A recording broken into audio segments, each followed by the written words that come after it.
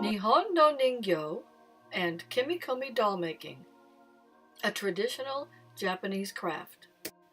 Traditionally, Japanese dolls are cultural objects or good luck pieces, intended for display, not play.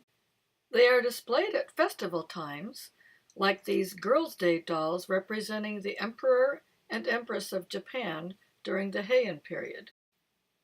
During the Girls' Day festival, celebrated March 3rd, families display dolls which transmit much of the traditional culture and customs of Japan.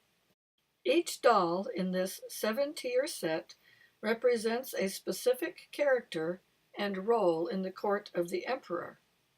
Other dolls show characters from stories and folk tales which emphasize personal characteristics that Japanese society finds desirable. Girls' Day dolls portray gentleness, beauty, and other feminine virtues. Boys' Day dolls are equally popular, portraying characters of strength, bravery, and loyalty. Even the Japanese word for doll, ningyo, means person shape or person image. The dolls are popular gifts, not only for the Girls' and Boys' Day celebrations, but for important gift-giving occasions in adult life as well, such as farewells, holidays, retirement, and goodwill gestures of businesses, governments, and friends. Master doll makers earned the right to sign their work with their personal symbol, as you can see with this Yamato doll representing an Edo period girl in her best finery. Some doll makers become famous for their designs. This doll maker in the northern province of Tohoku is turning the cylindrical wooden bodies of kokeshi folk dolls on a lathe. His father, the master doll maker, paints the designs using traditional tools in a traditional Japanese workplace. Here are some examples of his work in the charcoal-heated straw mat studio. Relatively few Japanese craftsmen still work like this. These traditional kokeshi, like other types of folk Japanese dolls, have modern counterparts. Hundreds of cute designs are produced all over Japan to make popular souvenirs for travelers. Japanese dolls are said to have religious origins, like these papier-mâché Daruma dolls. For good luck, paint in one of his eyes and make a wish. If it comes true, reward the doll with the other eye. Even today, some people believe that dolls have souls or spirits. There are Buddhist funeral ceremonies for broken or damaged dolls, in which the dolls are cremated. Hand-painted clay Hakata dolls are gracious and fragile representations of Japanese life. And the popular and inexpensive Sakura-type dolls are prized by tourists. These two represent the Snow Queen and a samurai. An expensive and less common type of doll is Kimekomi. Kimekomi dolls are made by master doll makers and hobbyists and portray hundreds of Japanese roles and characters. These are Girls' Day sets. This is a Kimekomi doll meant for display on Boys' Day. And these dolls represent children and young women in traditional Japanese finery. The word kimekomi means fitting something into a groove, and it describes the way in which these dolls are constructed.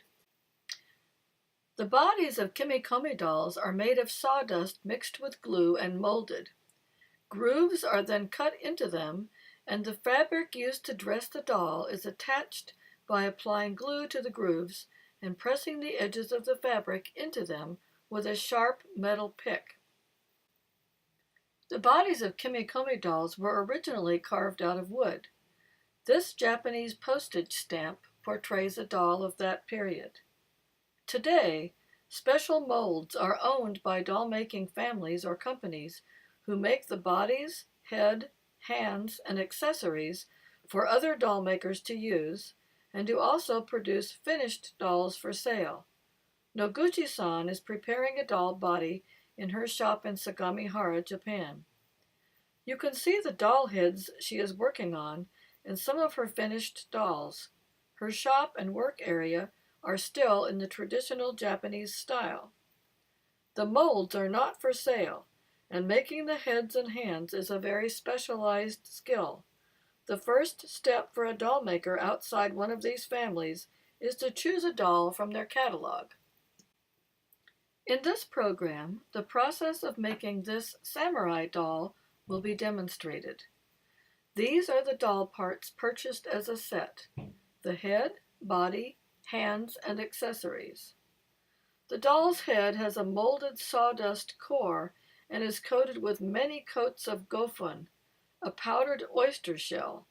It is then painted, and the silken hair is applied and styled. Silk brocades are chosen for the doll's clothing. These kimono silks are purchased from 13-inch wide rolls. The doll maker chooses from swatches. Since the designs have traditional symbols and colors suitable only for certain types of dolls, it is nearly impossible for Westerners to make appropriate choices without years of training. A good doll maker and teacher will insist on appropriate choices, and it's wise to ask for their advice. Here are the fabrics that were chosen for the samurai doll. These are the tools and supplies needed to complete a Kimekomi doll: sandpaper, white glue, wood carving tools, a sharp manicure scissors, a rounded chisel, and a long metal pick. The basic steps in making the Kimekomi doll are: 1. Prepare the body by patching and sanding it. 2. Cut the fabric into the correct size and shape and glue each piece on. And 3. Add the other parts, such as the head, hands, and accessories. First, a wood carving tool is used to finish carving and deepening each groove. This is particularly necessary in the corners, where the saw originally used by the maker of the body could not reach. The grooves are then carefully finished with the pick. The body is still rough and pitted and must be patched and smoothed so that the applied fabric will be smooth. The doll body on the right is completely prepared.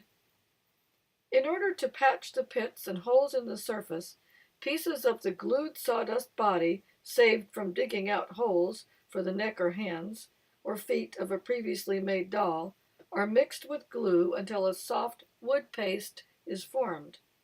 The patching paste is pressed into the holes with the pick and then smoothed level. The body must be sanded completely smooth. Here you can see the difference between the sanded lighter parts and the rough, darker portion of the doll's body. Even after sanding, some areas have many tiny holes, too small to patch. These are smeared with a layer of glue and covered with a patch of tissue paper. Next, a wood carving tool is used to cut the holes for the head and hands. Some dolls also have separate feet, which require holes for fitting. The body is now prepared and ready to be dressed. The pattern or design of the fabric desired for the piece to be attached is pressed into the grooves with a pick.